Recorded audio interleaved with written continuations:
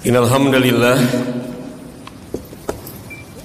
nahmaduhu wa nasta'inuhu wa nastaghfiruh wa na'udzu billahi min shururi anfusina wa min sayyiati a'malina may yahdihillahu fala mudilla lahu wa may yudlil fala hadiyalah wa asyhadu an la ilaha illallah wahdahu la syarika lah wa asyhadu anna Muhammadan abduhu wa rasuluhu la nabiyya ba'da ma ba'du.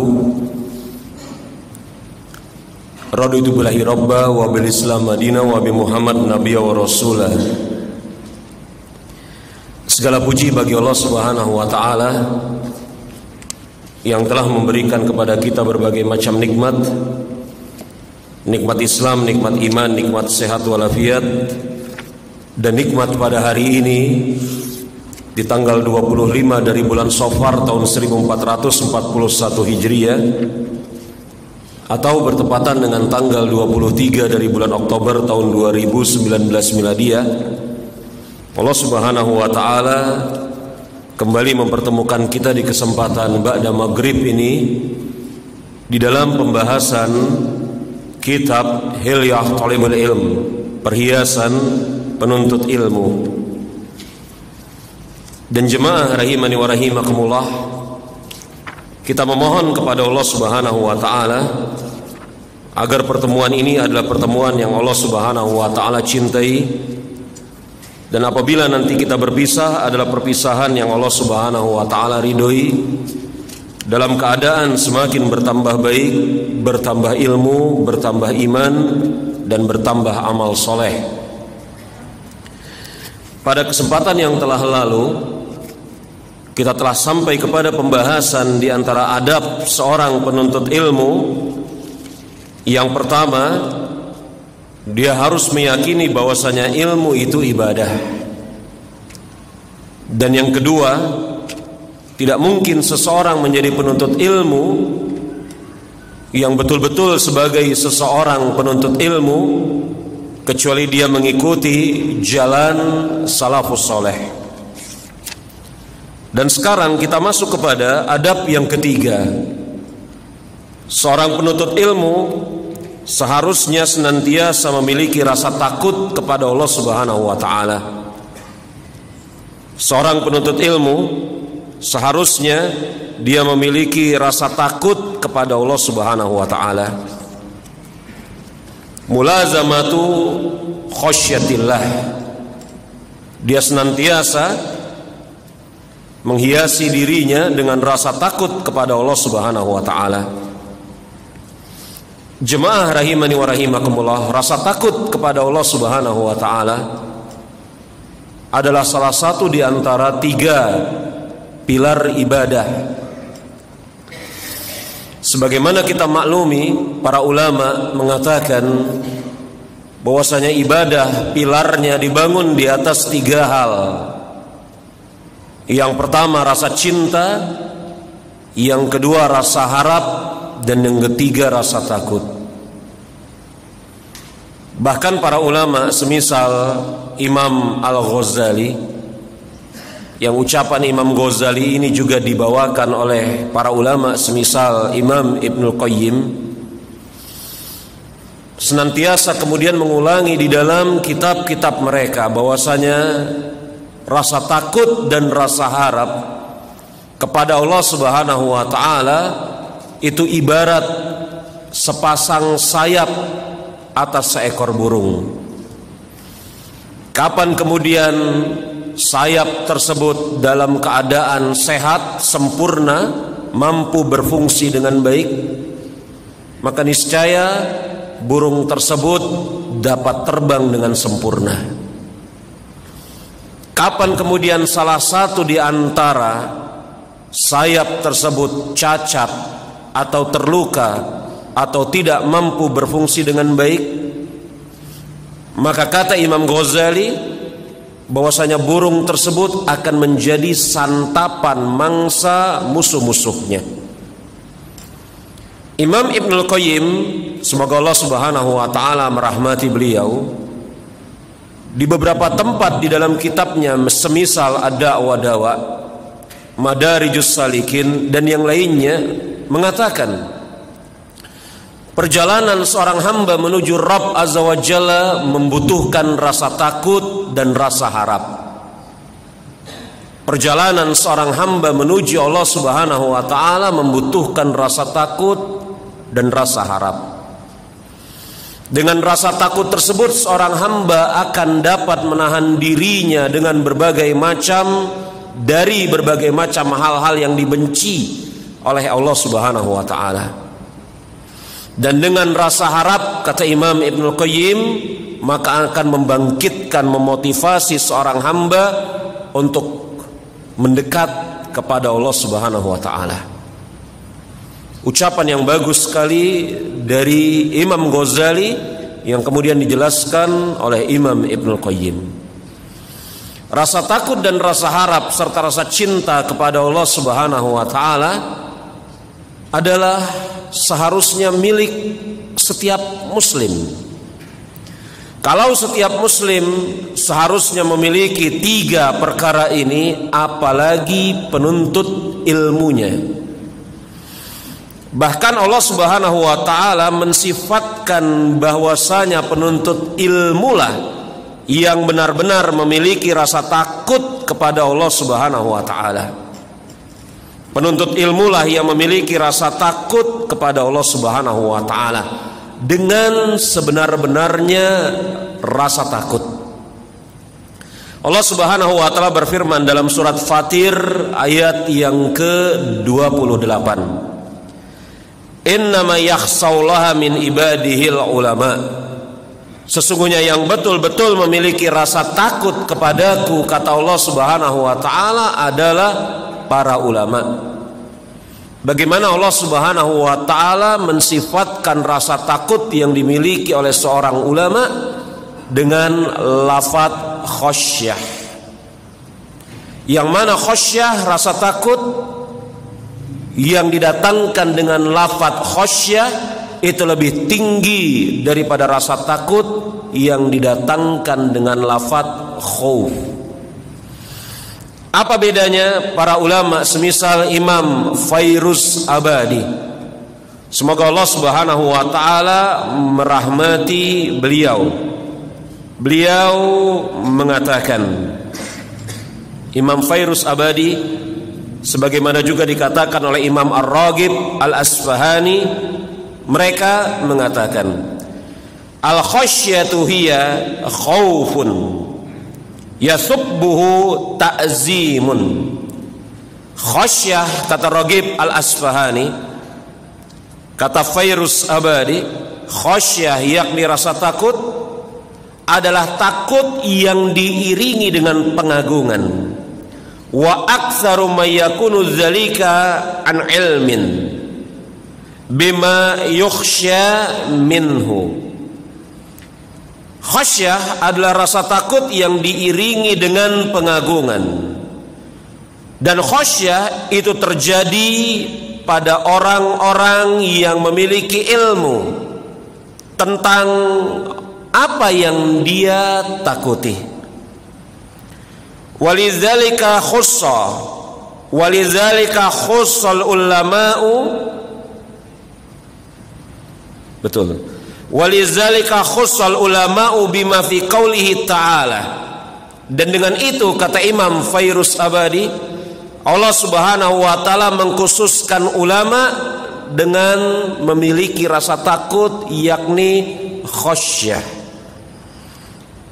Kemudian mereka, yakni Fairuz Abadi, Ar-Raghib Al-Asfahani, membawakan firman Allah Subhanahu wa taala, innama yakhsaullaha min ibadihil al-ulama.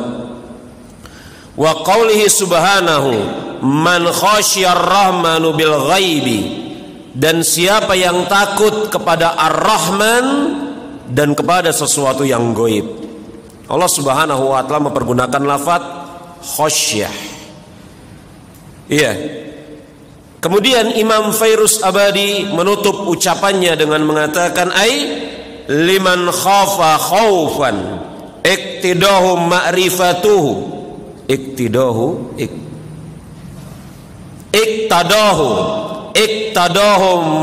iktadahu ma'rifatuhu bizalika min nafsihi. Saya koreksi. Ai liman khafa khaufan iqtadahu ma'rifatuhu bizalika min nafsihi.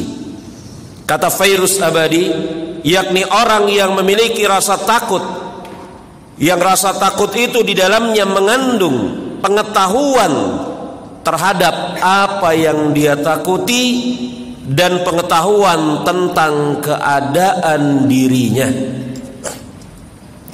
Maka para ulama semisal Syekh Utsaimin rahimahullahu taala, ketika beliau membedakan antara khasyah dengan khauf, maka beliau mengatakan dalam makna khasyah adalah rasa takut yang dibangun di atas dasar ilmu, yakni mengetahui apa yang dia takuti akan kebesaran, keutamaan dan kemuliaannya. Takut karena mengetahui kadar dirinya dan kelemahannya. Ini khasyah. Makanya ulama disifati dengan khasyah. Adapun khauf, kata Syekh Utsaimin rahimahullahu taala, adalah rasa takut yang tidak dibangun di atas ilmu. Karena tidak mengetahui tentang kenapa dia mesti takut, dan betapa banyak seseorang muslim ada pada keadaan dia takut tetapi tidak mengetahui apa yang dia takuti dan mengapa dia mesti takut. Khauf dan khasyah, walaupun kemudian atas rahmat Allah Subhanahu wa taala, maka cukup bagi seseorang muslim dia memiliki rasa khauf, bukan khasyah. Karena kenapa? Karena khasyah adalah rasa takut yang lebih tinggi daripada khauf yang dimiliki oleh para ulama. Semakin seseorang berilmu tentang Allah Subhanahu wa taala, maka niscaya rasa takutnya akan semakin besar. Makanya jemaah rahimani wa rahimakumullah, Imam Ahmad, semoga Allah Subhanahu wa taala merahmati beliau, beliau mengatakan aslul ilmi khasyatullah. Asal dari ilmu adalah apa yang bisa menimbulkan rasa takut kepada Allah pada dirimu. Mari bersama-sama kita koreksi. Kalau di antara kesibukan kita adalah belajar dari hari ke hari, taklim dari waktu ke waktu, pergi ke majelis ilmu dari satu tempat ke tempat yang lain, tetapi kemudian itu semua tidak menambah rasa takut kita kepada Allah Subhanahu wa taala, maka banyak sekali kemungkinannya. Kemungkinan yang pertama, kita salah belajar. Kita belajar kepada orang, kita belajar di dalam majelis yang dimana di sana tidak diajarkan untuk mengetahui Allah Subhanahu wa taala. Karena seperti kata Imam Fairuz Abadi tadi, bahwasanya rasa takut kepada Allah Subhanahu wa taala itu muncul dengan sebab makrifat, pengetahuan terhadap Allah Subhanahu wa taala. Ketika kesibukan orang-orang, dan itu sangat mungkin kita, na'udzubillah min zalik, adalah pergi dari satu majelis ke majelis yang lain, akan tetapi bersamaan dengan itu tidak menambah rasa takut kita kepada Allah Subhanahu wa taala, maka mungkin kita salah memilih majelis ilmu. Majelis yang tidak diajarkan tentang ma'rifatullah, majelis yang di dalamnya tidak diajarkan tentang ma'rifatun nabi, majelis yang di dalamnya tidak diajarkan tentang ma'rifatud dinil Islam, yang semuanya harus dibangun biadillah, dengan dalil.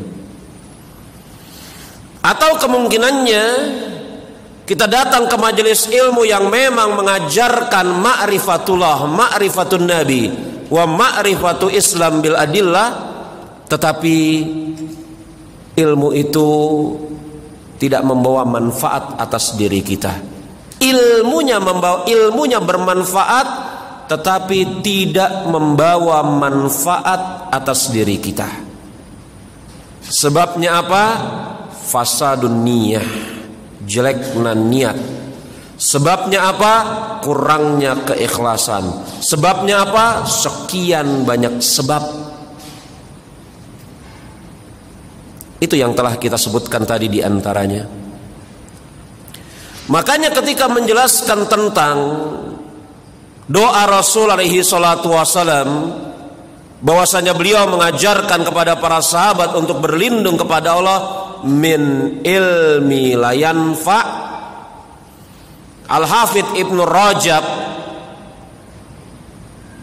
betul, Al-Hafidz Ibnu Rajab Al-Hambali rahimahullahu taala dalam kitab beliau Fadlul Ilmi Salaf ala Ilmil Khalaf mengatakan bahwasanya ilmu yang tidak membawa manfaat itu ada dua macam, yakni ilmu tersebut memang tidak membawa manfaat, atau ilmu tersebut memang ilmu yang bermanfaat tetapi tidak membawa manfaat bagi pemiliknya. Ilmu yang tidak membawa manfaat semisal ilmu sihir, ilmu nujum, ilmu yang membawa manfaat Al-Quran dan As-Sunnah, akan tetapi bisa jadi tidak membawa manfaat bagi pemiliknya. Sebabnya beraneka ragam, fasadun niyah, jeleknya niat, atau yang selainnya.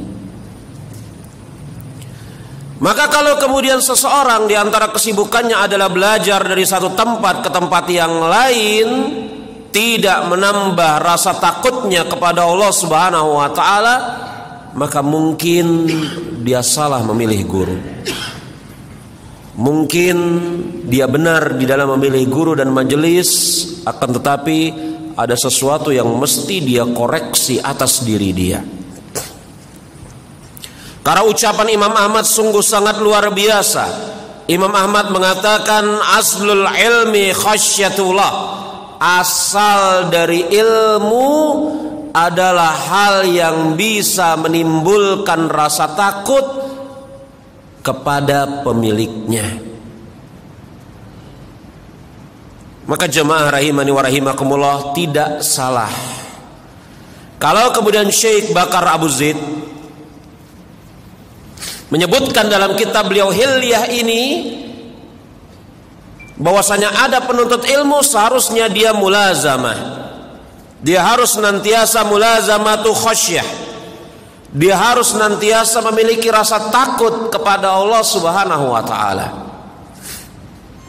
Mungkin akan timbul sebuah pertanyaan. Bagaimana memahami seorang penuntut ilmu dia harus senantiasa memiliki rasa takut kepada Allah, padahal takut kepada Allah adalah buah dari ilmu? Ada sesuatu yang agak janggal sebenarnya. Kalau kemudian kita perhatikan, Syekh mengatakan hendaklah penuntut ilmu senantiasa menghiasi dirinya dengan rasa takut kepada Allah Subhanahu wa taala. Kemudian setelahnya Syekh Bakar Abu Zaid maksudnya mengatakan bahwasanya rasa takut itu buah dari ilmu. Kok bisa seperti itu? Penuntut ilmu seharusnya menghiasi dirinya dengan rasa takut, padahal rasa takut itu buah dari ilmu. Maka jemaah rahimani wa rahimakumullah, Syekh Bakar Abu Zaid setelah beliau mengatakan hendaklah seorang penuntut ilmu berusaha memperbaiki keadaan lahir dan batin dengan memiliki rasa takut kepada Allah Subhanahu wa taala. Dan dia caranya dengan apa? Dengan berusaha muhafazan ala sya'airil Islam. Kata Syekh Bakar Abu Zaid, caranya dengan apa? Dengan berusaha menjaga syiar-syiar agama Islam. Maka penuntut ilmu seharusnya berbeda keadaannya di dalam pengagungan terhadap syiar-syiar agama Islam dibanding selain mereka. Tampak bahwasanya itulah penuntut ilmu. Pada hari ini jemaah rahimani wa rahimakumullah, hampir tidak dan sulit dibedakan mana penuntut ilmu mana bukan. Iya. Padahal kata Syekh Bakar Abu Zaid, caranya dengan apa? Muhafazan ala sya'airillah, sya'air Islam, wa izharus sunnah. Caranya dengan menjaga syiar-syiar agama Islam. Caranya dengan menampakkan sunnah dan mendakwahkannya dengan amal dan mengajak manusia kepada agama ini. Ini kata Syekh Bakar Abu Zaid rahimahullahu ta'ala. Beliau mengatakan hendaklah seorang penuntut ilmu menghiasi dirinya secara zahir dan batin. Apa kata Syekh Bakar Abu Zaid? At-tahalli bi imarati zahir wal batin. Seharusnya penuntut ilmu menghiasi dirinya secara zahir dan batin. Ini kesempurnaan Islam. Islam tidak hanya tercirikan dengan tampilan zahir saja. Sebagaimana Islam tidak hanya mencukupkan dengan amalan batin saja. Itu mazhab Ahlus Sunnah, yang mencukupkan hanya dengan amalan batin saja. Adapun amalan zahir tidak ada sangkut pautnya dengan keislaman ataupun keimanan. Ini mazhab Murji'ah yang jelek. Bukankah kita sama-sama mengetahui bahwasanya iman adalah qaul wal amal bil jawarih? Maka jemaah rahimani wa rahimakumullah, Syekh Bakar Abu Zaid pada hakikatnya sedang mentahqiq, mentakrir mazhab Ahlus Sunnati wal Jamaah, bahwasanya seorang penuntut ilmu seharusnya semestinya berhias secara zahir dan batin. Tidak cukup dengan hanya penampilan zahir saja, sebagaimana tidak cukup hanya dengan apa yang ada di dalam batin saja.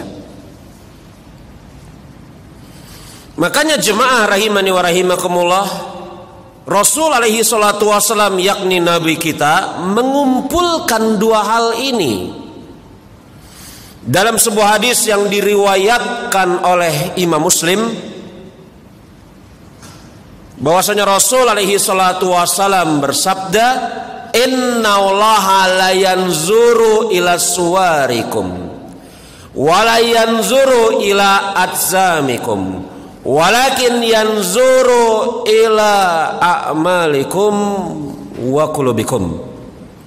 Sesungguhnya Allah Subhanahu wa ta'ala tidak melihat kepada bentuk kalian, Sebagaimana Allah Subhanahu wa taala tidak melihat kepada rupa kalian, tidak ada urusannya sama sekali di sisi Allah apakah orang ini cakep atau jelek.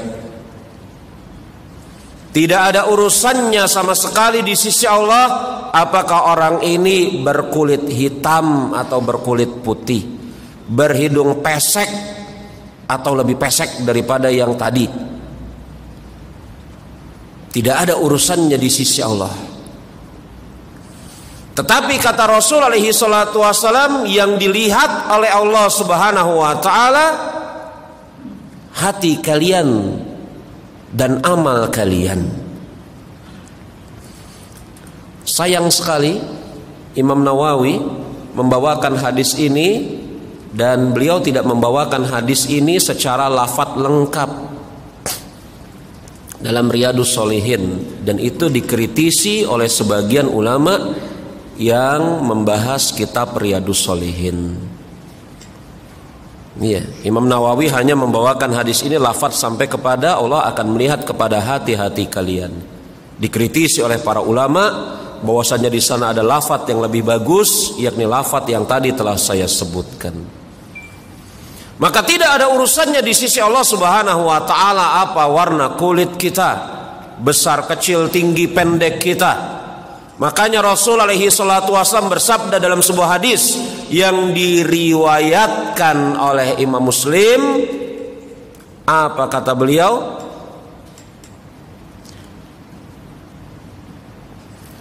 Man yusra bihi a'maluhu,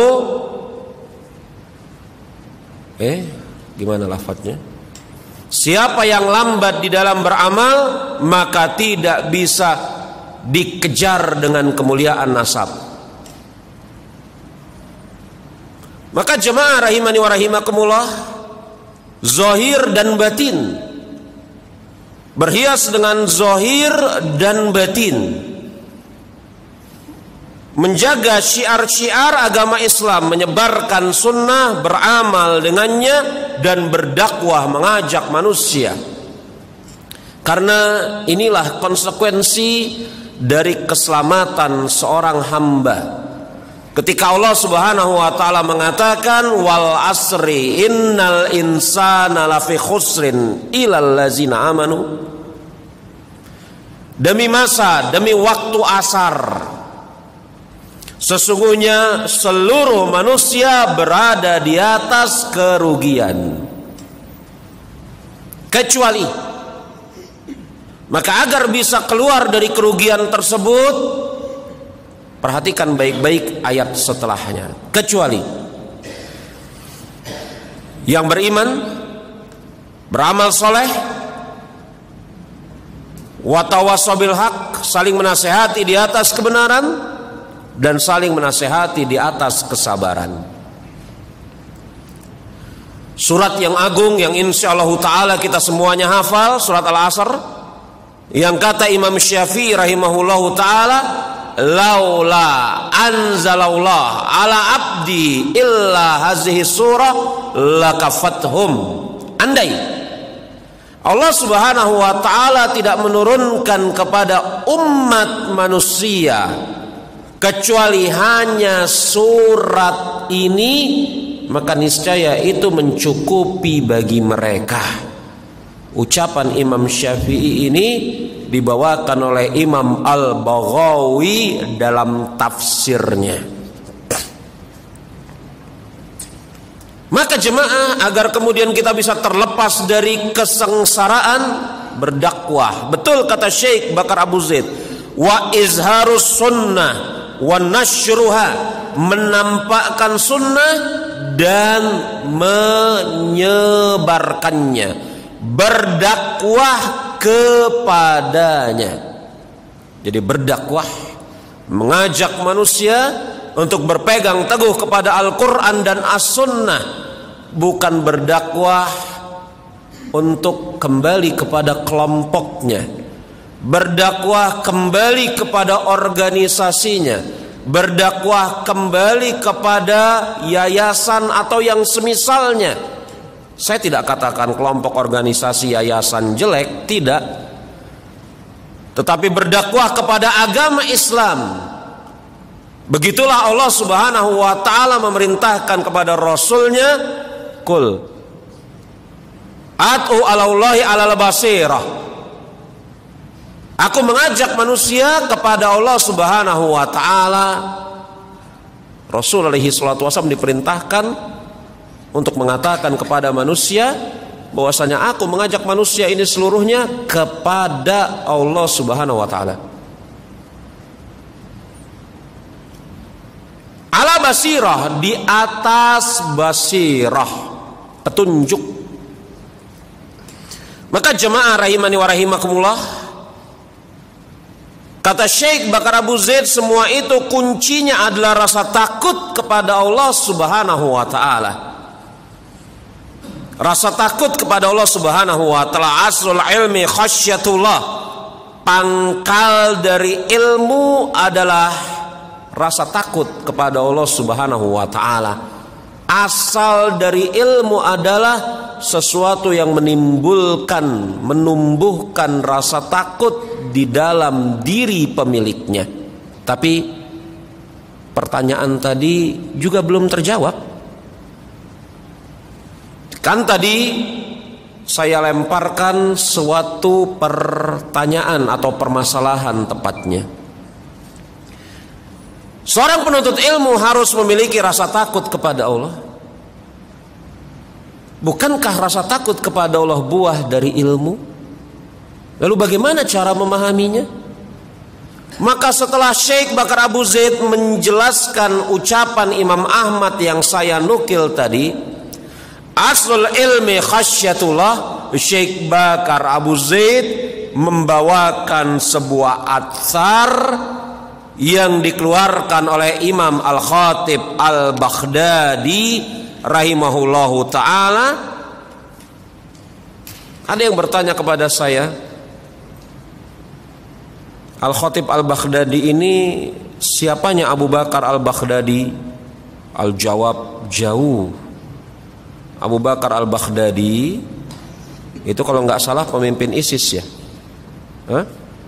Iya, ada yang bertanya kepada saya. Ini pertanyaan kepada saya ini terjadi ketika saya menjelaskan Al-Khatib Al-Baghdadi itu punya sebuah buku, judulnya Rihlah fi Thalibil Hadis, perjalanan para ulama di dalam mencari hadis. Kutip, kitab tipis. Saya ringkas kitabnya, saya terjemahkan, kemudian saya share. Kemudian suatu saat di kesempatan subuh di Masjid Ibnu Sina Jati Bening Bekasi, Komplek Depkes, ada yang bertanya kepada saya, Al-Khatib Al-Baghdadi itu siapanya Abu Bakar Al-Baghdadi? Saya katakan, jauh. Abu Bakar Al-Baghdadi hidup di zaman ini, dia khawarij, sesat. Adapun Imam Al-Khatib Al-Baghdadi, imam ahli hadis yang hidup di abad ke-5 Hijriyah, yang punya banyak sekali tulisan, Al-Faqih wal Mutafaqih, Ar-Rihlah fi Thalibil Hadis, dan yang selainnya.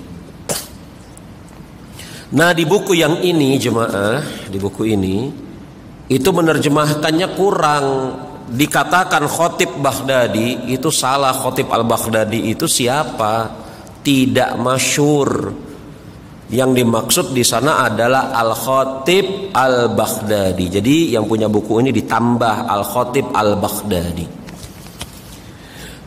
Kembali kepada apa yang kita bicarakan, bahwasanya setelah Syekh Bakar Abu Zaid menukil ucapan Imam Ahmad, beliau bawakan sebuah riwayat dari Imam Al-Khatib Al-Baghdadi yang sampai kepada Amirul Mukminin Ali bin Abi Thalib,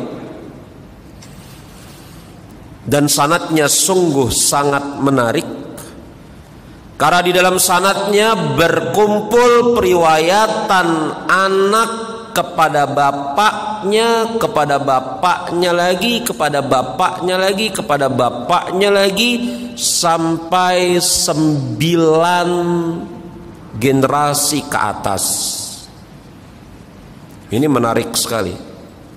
Dari fulan fulan meriwayatkan dari ayahnya, dan si fulan tersebut meriwayatkan lagi dari ayahnya, si fulan tersebut meriwayatkan lagi dari ayahnya, sampai 9 generasi ke atas.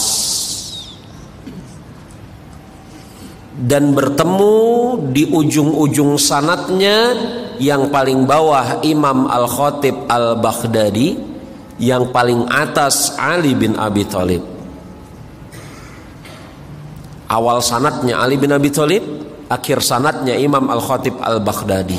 Antara Al-Khatib Al-Baghdadi dan Ali bin Abi Thalib ada 9 keturunan. Ini menarik sekali. Ditinjau dari segi apa? Yang pertama, jarang bahkan hampir tidak ada riwayat yang seperti ini. Yang kedua, ini menggambarkan bahwasanya apa? Transfer ilmu itu terjadi di masa salaf kita, bukan hanya dari satu orang kepada sahabat atau temannya, bahkan dari ayah kepada anaknya. Sang anak ini menyampaikan lagi kepada anaknya, sang anak ini menyampaikan lagi kepada anaknya. Jadi kalau Anda hendak bertanya, dengan cara apa supaya rumah tangga barokah? Mungkin caranya salah satunya dengan ini. Apalagi anda kita ini yang laki-laki lebih memiliki kelapangan waktu untuk taklim di luar dibanding istri-istri kita. Maka jemaah rahimani wa rahimakumullah, sampai di rumah kabarkan kepada istri-istri kita. Oh, yang tadi dipelajari ini, sampaikan, ceritakan kepada mereka. Tidak mesti sama, yang penting jangan salah. Kalau sama mungkin sulit, kalau salah bahaya. Anda mentransfer ucapan kepada istri Anda dinisbatkan kepada seorang ustadz, padahal ustadznya nggak pernah berbicara seperti itu. Dan betapa banyak kerumitan, keruwetan, huru-hara yang terjadi karena murid-murid salah di dalam menukil ucapan ustadz. Betul atau betul? Hah? Ustadznya ngomong begini? Enggak, ustadznya nggak pernah ngomong begitu. Antum lagi berhalusinasi, berkhayal. Ustadznya ngomong begini? Enggak, ustadznya nggak pernah ngomong begitu. Itu kesimpulan antum. Apalagi di media sosial hari-hari ini. Maka jemaah rahimani wa rahimakumullah, berbagi faidah itu bagus. Saya sering sekali melihat, tapi itu belum dan itu tidak jadi kebiasaan saya. Yakni apa? Yakni saya sering sekali melihat ada sebagian ikhwan, teman-teman, kalau kemudian mereka habis taklim, mereka tulis mungkin di notepad, kemudian mereka sebar ke medsos. Itu bagus. Tapi haruslah kemudian sebelumnya dibicarakan juga dengan teman-temannya yang lain. Ini yang disampaikan ustadz kita itu, menurut saya ini benar gak menurut kalian? Ini proses yang namanya munawalah. Ya? Dan itu lebih selamat, karena bisa jadi yang Anda tangkap keliru. Makanya saya hampir tidak pernah, yakni apa, men-sharing apa yang kemudian ada di dalam taklim. Pernah sih saya men-sharing apa yang ada di dalam taklim atau daurah. Semisal daurah yang dilakukan tahun lalu, itu terakhir kali saya men-sharingnya. Daurah di Mahat Imam Bukhari Solo, daurah Syekh Ibrahim bin Amir Ar-Ruhaili di akhir tahun 2018 kemarin. Syekh Ibrahim bin Amir Ar-Ruhaili membahas kitab I'tiqad a'immatis salaf, akidah imam-imam salaf di Solo, Pondok Pesantren Imam Bukhari. Saya catat faedah-faedahnya, poin-poinnya saya sharing di media sosial yang saya miliki di akun Facebook saya. Tapi sebelum itu saya diskusi dengan ustadz-ustadz di dalam kamar, kita diskusi. Saya diskusi sama Ustadz Hafid Bengkulu, saya diskusi sama Ustadz Aris Munandar Jogja. Ustadz, yang antum tangkap ini bukan? Bukan. Nah, gimana yang antum tangkap? Baru setelah kemudian selesai sepakat bahwasanya ini, baru kita keluarin. Saya diskusi juga dengan Ustadz Hasan Jaizi. Anda bisa tanya kepada mereka yang namanya saya sebut tadi. Iya. Jadi setelah kemudian matang, oh itu ternyata baru kita keluarin di media sosial. Agar jangan menimbulkan keributan huru hara gara-gara kita.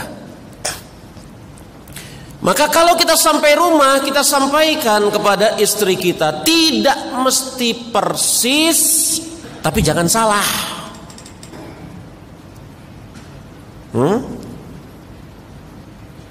Sampaikan yang disampaikan tadi di majelis taklim seperti ini. Maka ilmu itu akan berputar di dalam rumah tangga kita. Dan ini keberkahan yang ada di dalam rumah tangga. Berputarnya ilmu antara ayah kepada ibu, kepada anak, kepada saudara, berkah rumah tangga itu. Maka tadi saya katakan bahwasanya sanad yang seperti ini hampir tidak ada yang 9. Tapi kalau kemudian yang kurang dari 9, misal 3 atau 4, itu banyak. Imam Ibnu Qutlubuga mengumpulkan riwayat-riwayat yang an abihi, an jaddihi. Kita sering dengar hadis itu ya. Dari ayahnya, dari kakeknya. Betul?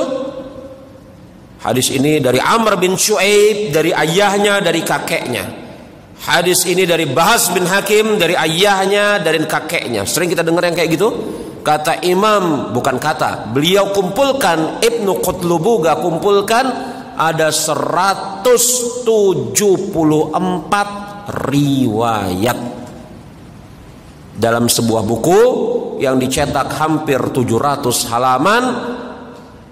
Man ruwiya an abbihi an jaddihi, siapa yang meriwayatkan hadis dari ayahnya, dari kakeknya. Bayangin ada 174 riwayat.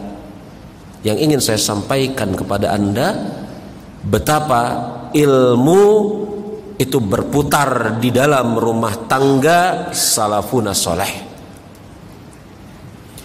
Kembali kepada apa yang hendak kita bicarakan, ya. Disebutkan di sana Ali bin Abi Thalib, semoga Allah Subhanahu wa taala meridhoi beliau. Beliau mengatakan, hatta fa'ilmu bil amal, fa in ajabahu wa ila irtahala. Cara memanggil ilmu dengan amal. Apabila kemudian dia beramal, maka ilmu itu akan terpanggil. Dan apabila dia meninggalkan amal, maka ilmu itu akan menghilang. Baik, kita jeda terlebih dahulu untuk mendengarkan azan Isya. Insyaallah ta'ala nanti kita akan lanjutkan sedikit lagi. Kita lanjutkan sedikit lagi pembahasan kita.